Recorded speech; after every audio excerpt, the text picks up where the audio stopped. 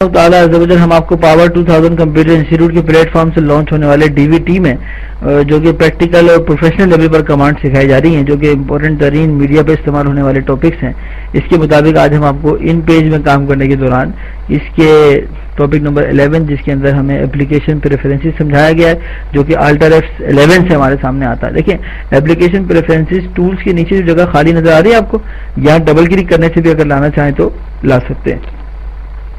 अब इसमें अगर हम चाहते हैं कि एप्लीकेशन टाइप चेंज हो, यानी लेफ्ट टू राइट ना लिखें बल्कि राइट टू लेफ्ट लिखें, तो ये भी हमारे कंट्रोल में है।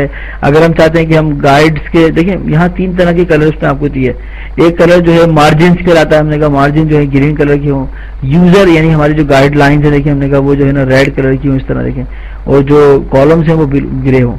तो अब यहाँ देखें, अगर आप डॉक्यूमेंट प्रेफरेंसेस में जाकर ये कहते हैं कि हमें भाई कॉलम इसके 5 चाहिए सपोज करें, तो जो कॉलम देखिए आए ना आपके सामने, नोट कीजिएगा गौर से, तो ये जो पेज के देखिए मार्जिन हैं इनका कलर अलग है, और जो कॉलम्स हैं उनका कलर अलग है, और जो गाइडलाइन आप लेकर आएंगे देखिए उसका कलर अलग है। तो इस तरह जो कलर मिक्सिंग पे काम किया आपने, ये अल्टर F11 से आने वाले एप्लीकेशन प्रेफरेंसेस में अवेलेबल था।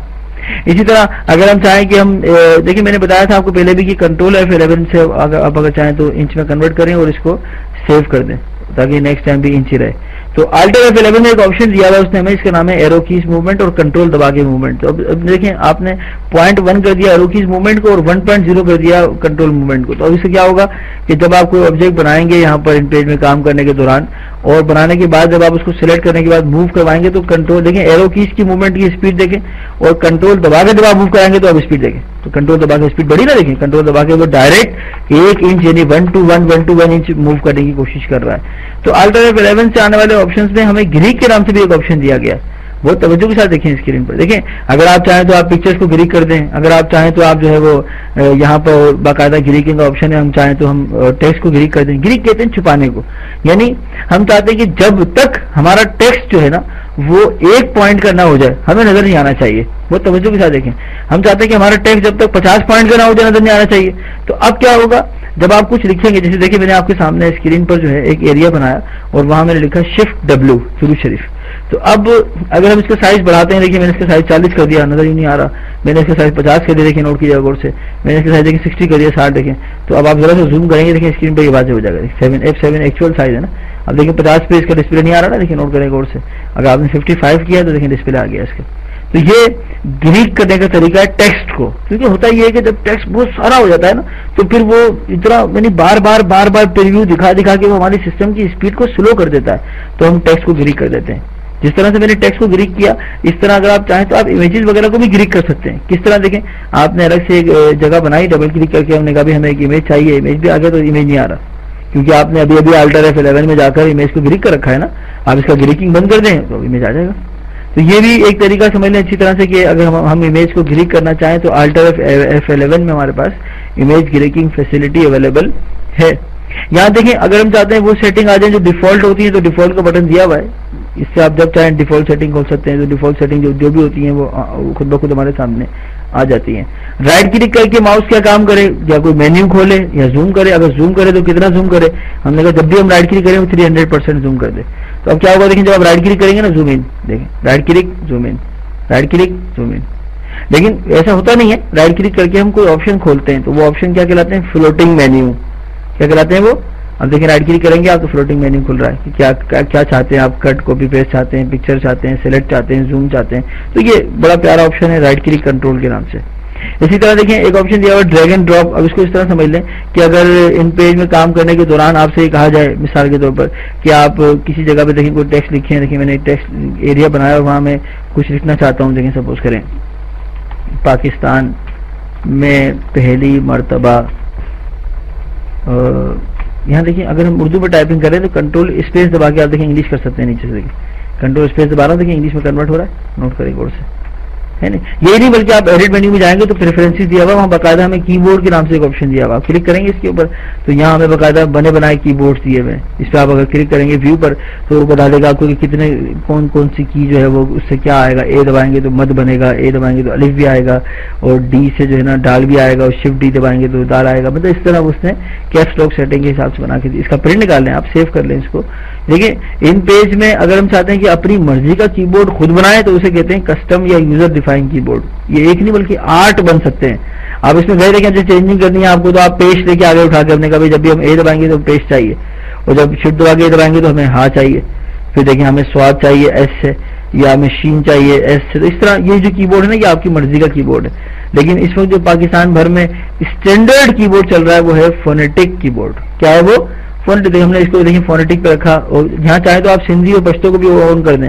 तो जब देखिए कंट्रोल स्पेस दबाएंगे आप तो नीचे देखिए स्क्रीन के बॉटम राइट पर कि इंग्लिश से कन्वर्ट हुआ उर्दू में, सिंधी में, पश्तो में, इस तरह देखिए हम चेंजिंग कर सकते हैं। तो मैंने कन्वर्ट किस में कर दिया? इंग्लिश में। देखिए यहाँ लाके लिखा मैंने power-2000 ने digital video training system launch कर दिया है नहीं?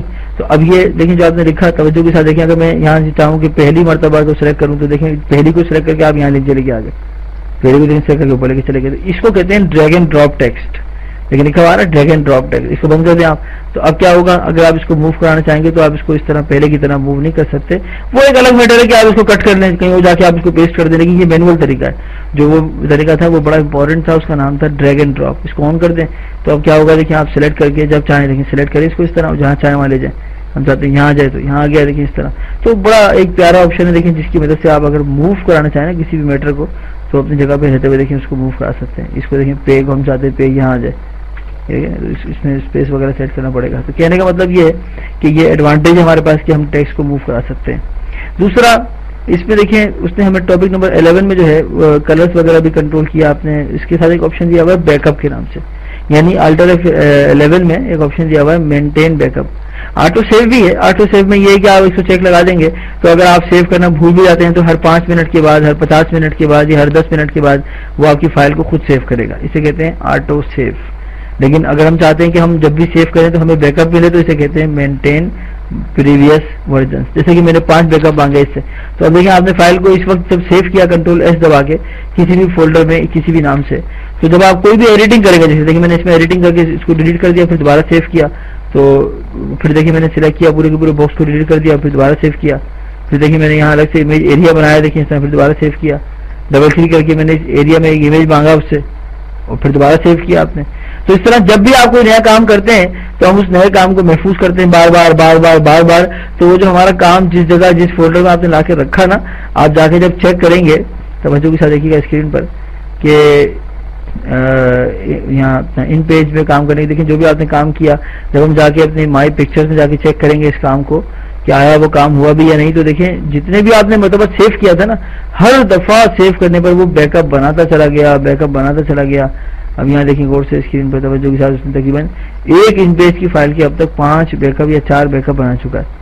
अब इनमें से किसी बैकअप को अगर आप इस्तेमाल करना चाहते हैं तो उसका तरीका ये है कि आप बैकअप पे जाके उसका नाम चेंज करें, उसको कोई भी नाम दे देने, डॉट डाल के INP जरूर लिखें, क्योंकि इन पेज की फाइल जो है इनका जो एक्सटेंशन होता है ना वो INP होता है। कोरल ड्रॉ की फाइल का एक्सटेंशन जो है CDR होता है और इन पेज की फाइल का एक्सटेंशन जो है INP के नाम से इस्तेमाल किया जाता है। लेकिन जैसे आपने इंटर दबाया तो उसने इसको कन्वर्ट कर दिया और INP यानी इन पेज कैटेगरी में लाके रख दिया। तो ये बहुत ही जबरदस्त किस्म का ऑप्शन है जिसे हम यहाँ पर इन पेज में काम करने के दौरान बैकअप बनाने के लिए इस्तेमाल करते हैं अल्टर F11 यानी कि एप्लीकेशन प्रेफरेंसेस की मदद से।